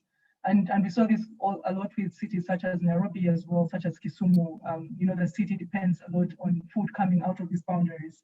And I think for an officer that is looking at mandates and that's looking at governing food, what are some of those tensions that you experience, when you're trying to govern something that is almost out of your judicial boundaries, What are some of the tensions that you experience, and how do you work to resolve some of them, or how do you begin to address some of these, and either governance or territorial tensions, Thank you. So I mean, just to clarify that it's 66% that we're actually exporting. And I mean, that's from the Western Cape. So, you know, you need to be careful about how we kind of frame that, because it's not as if Cape Town's exporting 66% of its fresh produce. But even, you know, having clarified that, we do import an enormous amount of our food. And I'm sure that Jane and Gareth probably know more around the details and the quantities around that. But it was very interesting, you know, when things were kicking off in KZN and Gauteng, you know, I checked in with the Cape Town fresh produce market, for example, which supplies the bulk of informal traders. And I said, guys, you know, are you going to be okay? You know, do you know of any issues with supply chains? And they were like, no, we're fine. You know, we get nothing from KZN, nothing is imported, no fruit or veg is imported from KZN, and the stuff that comes from Limpopo, we'll just divert it around Gauteng, which was a huge relief, but also it was quite an eye-opening conversation. So there could be some people that may not know what's happening in KZN, maybe a little bit of elaboration and also what KZN is. Okay, so South Africa experienced some terrible days a couple of weeks ago where there was unrest, and I don't know, I think 161 malls or something were burnt to the ground. There was billions of rands worth of damage done and looting, etc. And it resulted in, and I mean, during that week, there were food shortages in eThekwini and in Joburg and more broadly, I suspect. And that kind of gave, I think, all the other metros in Cape Town, in South Africa, a bit of a wake-up call, you know, because it could have happened anywhere. We were just lucky that it didn't happen in Cape Town. So in Cape Town, we were just trying to understand what the risks were so that we could plan worst-case scenario if something terrible like that were to happen here. And, you know, through that network, which is such an important part of resilience building, not just for the food system, but for any disaster, any shock or stress that happens, having a network that extends not just with, you know, beyond the city has been really, really important. Because within a couple of days, we were able to gather all the information that we could. You know, I suspect there probably are a few gaps, but on production and manufacturing, and we were able to spatialize it within days. Which is pretty amazing. I mean, most of the stuff sat within the city, but through this process of understanding what our mandate is, but also trying to figure out what mandate is, we were able to identify where these resources sat within the city, which is, I mean, I think, you know, if you are looking at resilience and sustainability, it's a really, really useful exercise to go through. So yeah, I think I've probably over-answered your question. No, anything over is helpful because you know, there might be people here that will need that extra over that you shared. So thank you very much, Tamzin.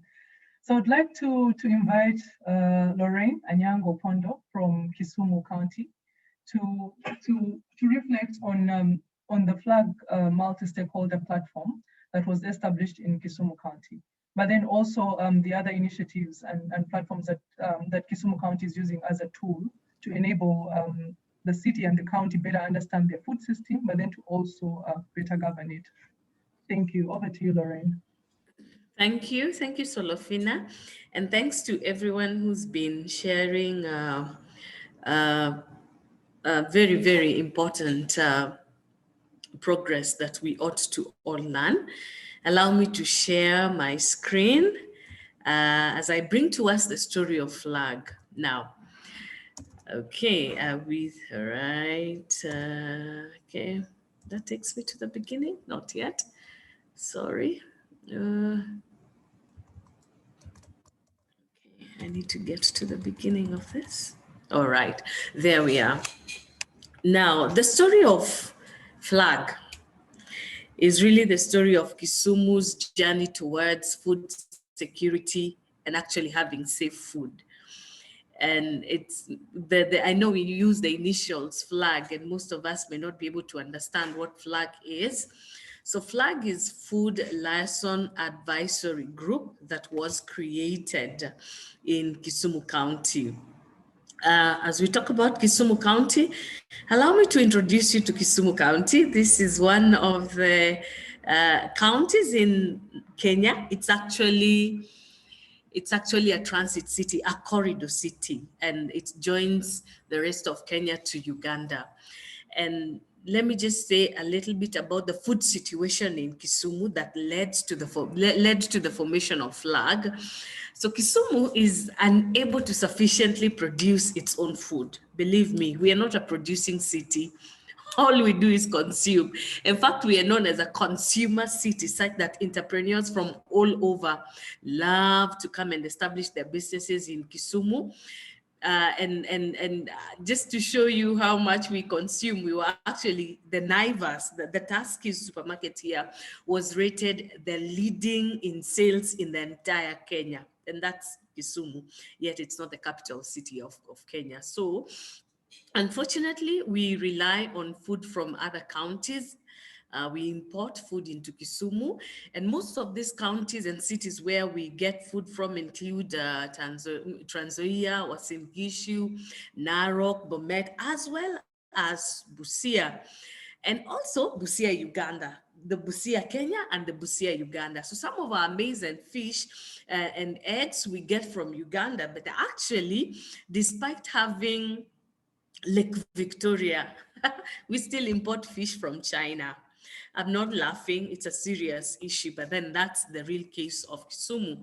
So in Kisumu, food processing industries have really not grown, not to the extent of other cities, but we have a few sugar milling companies in the satellite towns like Kibos, Chemilil, and Muhoroni.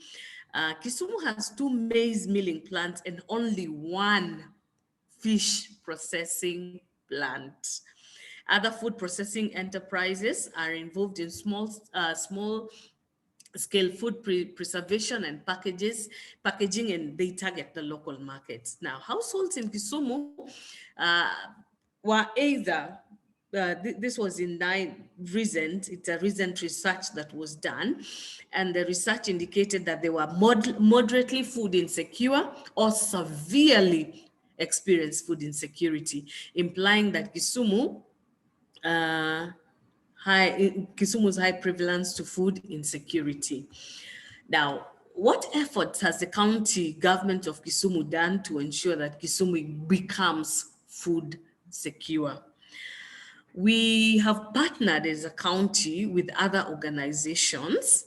And one of the recent partnerships that we just celebrated, I think a week ago, is the Tranche Micro Projects. It's a project grants under the Climate Smart Agriculture Project. And this is a national thing. It's happening in the entire Kenya, but now Kisumu was brought into board just last week.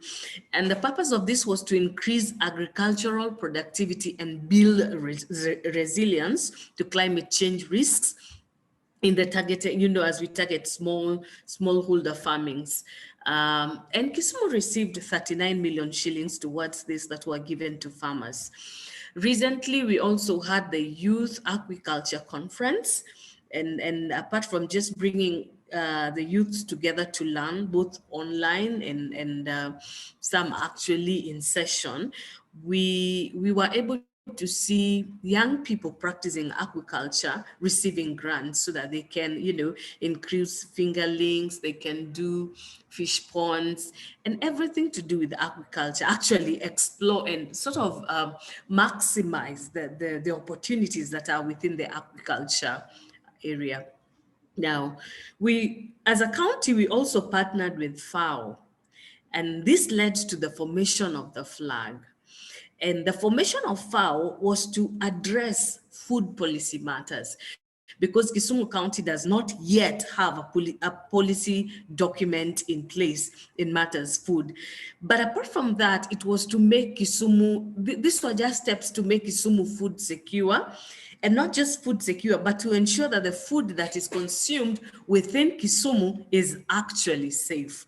So some of the fruits that we celebrate as a flag, so far, we have been able to introduce technologies that have been embraced, and these technologies are turning around the food situation in Kisumu. Some of these technologies that concerns actually the kitchen garden, that is the in thing in Kenya. Actually the entire country is leaning on us going back to kitchen gardens, the traditional way. The normal way we grew up was you had a kitchen garden, you know, behind your kitchen, there was always a kitchen garden. And this is the strategy that is being used in Kenya. But in Kisumu, this has been spearheaded by the partnership with FAO. The Department of Agriculture joined hands together with FAO and taught officers the technologies, and off they went. And now what is known with the local people that are embracing and practicing these technologies is actually bearing fruits. Allow me to mention a few of those technologies. We have the conical gardens, we have the hanging gardens, we have the tile gardens. As you can see from my photos, that's a conical garden right there, the first picture that is a standalone. And we also have the tile garden, we have sack gardens. And as we were doing this, about 114 farmers were actually sensitized. People living with disabilities were actually given a priorities, and we had about 9 farmers who adapted to establish these particular technologies in Bondo. That is just one place. I'm not quite giving us the entire figure of the people that are actually practicing this. Why are we doing this? Apart from Kisumu not being a producing city, we were actually a white collar city. The greatest community that populates Kisumu is the Luo, right? And Luos are known for white collar jobs. So it's the same mentality. I don't need to go to the shamba. I don't need to produce my own, but I can get a job in an office and then be able to afford. And these are some of the cultures that are being addressed. Now, the second thing that this partnership has we can be able to celebrate about what FLAG has done is the identification of cancer survivors and assisting them to establish micro gardens for vegetable productions. Why? Kisumu is the epicenter for sickle cell anemia in the entire East Africa. We are leading. And one of the things that has to do, one of the remedies that cancer patients are encouraged right now is really to look into what they are eating.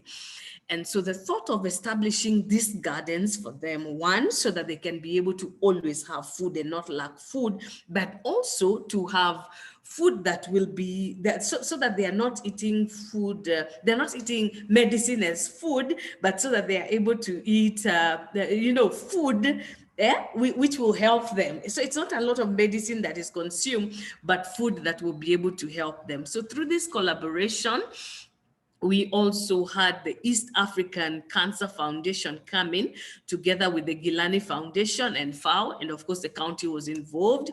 A total of about 34 cancer survivors were identified for support with conical gardens, and they were also given day-old chicks.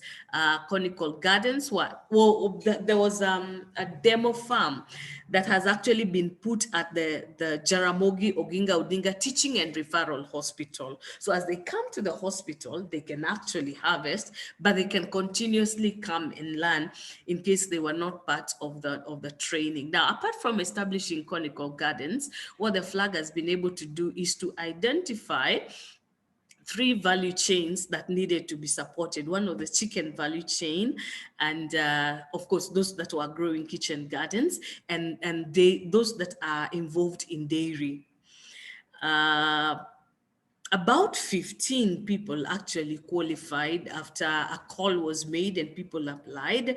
And these people are actually due to receive grants. So they are just waiting to receive grants. This is through FAO, of course, working with Kisumu County. We also had training of our staffs actually, so that then they could be trainers of trainers. We call them TOTs, so that beyond the grant period, they can actually go down to the villages and teach people how to produce their own food and how to grow their own food. One of the most exciting things, right? Lorraine, can I please request that you wind down, but then to All also right. really reflect on the question of the FLAG committee, how has this partnership between the FLAG and the city council sort of thrived, What All is that right. relationship like? Is it a resource relationship, or it's a voluntary relationship, and how is it ongoing? Thank you for the direction, Solofina. I'll adhere to that. Let me answer that question first before I continue. Flag is I was actually coming to that slide a bit later, but flag is yes, voluntary. From we have members from different we have different stakeholders that have joined hands together. We have, of course, the county government, we have the private sector, those that are dealing in the food industry, and it is enabled by FAO. So they are sponsored by FAO to come together, put their minds together, and sort of look for a way forward around food matters and be able to advise the county government so that the same can be trickle down to the residents of Kisumu, and then the food situation is made better through that, sort of really have a voice.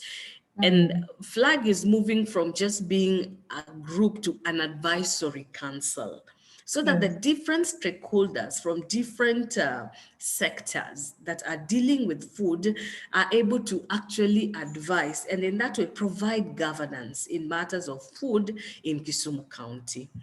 One of the things that this advisory board has done is to conduct a survey.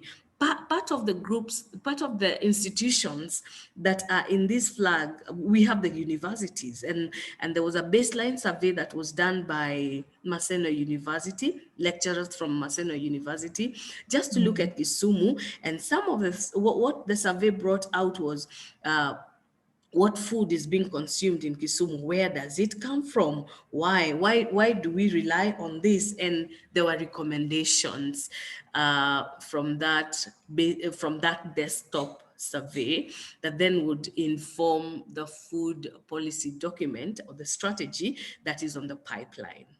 So Absolutely. yeah, the survey was conducted in sub-counties in Kisumu. These are some of the things that I've said that farmers have been trained, and we've had we have them practicing what they were trained on. The county has also been able to participate in dialogues organized by ECLE and together with FAO.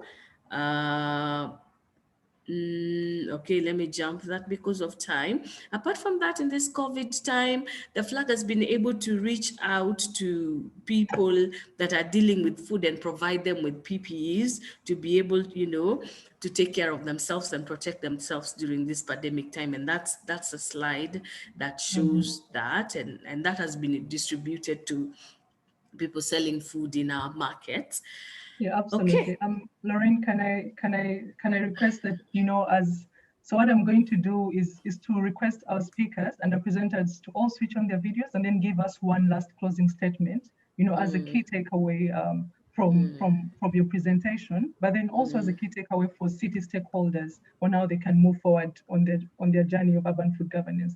And I think, seeing that you are already presenting, we would like to start with you, Lorraine, and then we can go on to the next speaker and presenter. You have under a minute, maybe 30 seconds, to really give us that closing word and that closing statement before we can move on to our speakers. And that will be our closing of the webinar.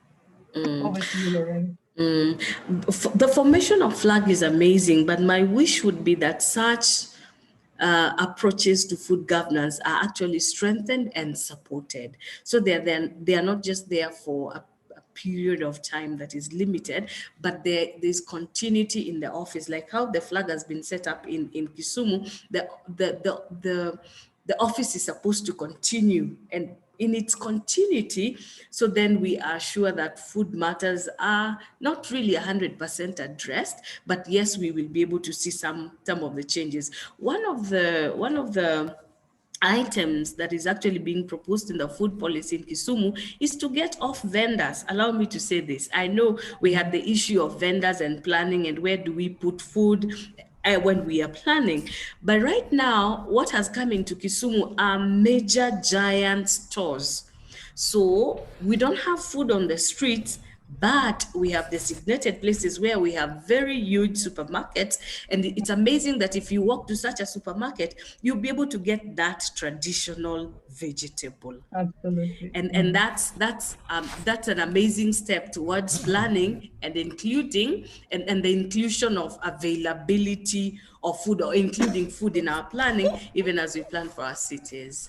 All right. No, thank you very much, Lorraine, for that closing statement. So I'd like to hand this over to Bernard. Please do give us a closing statement, just in 20 seconds, so that we can also invite other speakers and stakeholders and presenters before we can close the dialogue. Well, thank you very much. I think I just have a calling to our leaders that let the leadership really consider inclusion of the small scale, maybe what we would call the smaller or unrecognized food actors, because they do really a lot in provision of the food to most of us in the cities. So let us include them in our planning, but also let us plan for where they can actually have their food sold or where they can prepare their food from. In the angle of policy, let's really consider them. I thank you. Thank you very much, Bernard. Over to you, Jen. Great, thanks. Yeah, so I think my closing point would be, I think the work that Tamsin presented demonstrated just how extensive the opportunities are for local government to engage in the food system. But what I think is utterly critical is that we embed this in people's lived experiences and understand how it is that people live, move, and have their being in cities, how the food system intervenes and intersects with that, and use that as the basis for any governance interventions. I think sometimes we get caught up in high theory and depend on kind of big data sets that we have, but so much is not captured in the existing data. So understanding lived experience and connecting it to mandates. Thanks. Thank you very much, Jane. Over to you, Jess. Hi, thanks.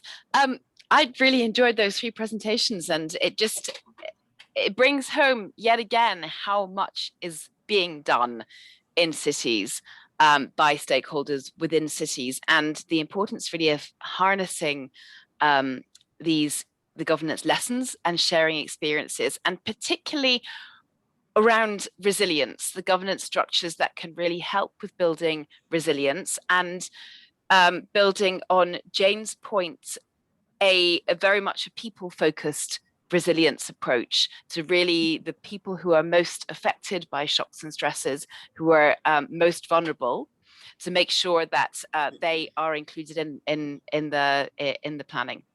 So, yeah, thank you very much. No, thank you very much, Jess. And last but not least, over to you, Gareth. So thanks. I think, I mean, mine builds on, I think, the fantastic presentations we've seen. But really, it's to ask, how do we, as everyone engaged in the urban food question, move and connect the urban food issues to the urban systems themselves? And so how do these connect? And I would like to echo this point of, who are we planning food resilient cities for? And I think for me, the question is the billions of youth who haven't yet been born, who are going to enter into Africa, and those first 1,000 days are going to be really served a disservice if the food systems don't respond to them. So how are the poorest of the poor activating these food systems? Whose are their food systems, and how can they be made more resilient? Before we move into the sort of high and mighty aspirational stuff, those young kids in utero and elsewhere need to be fed as we move forward. And how do we plan African cities to serve them first? So let me leave it at that. Right, thank you very much, Gareth, for that closing statement. So I cannot top that. I just want to say thank you to our organizers, but then to also our support organizations, RUAF, African Center for Cities, and then also support from FAO. So thank you for coming together to bring this webinar. And I would like to thank our attendees as well for all the questions, for all the engagements, and would like to invite you into our future events as we start the journey of guiding cities on how to govern their food system, and then also how to move beyond into implementation. So thank you very much to you all, and we hope we can interact in further events.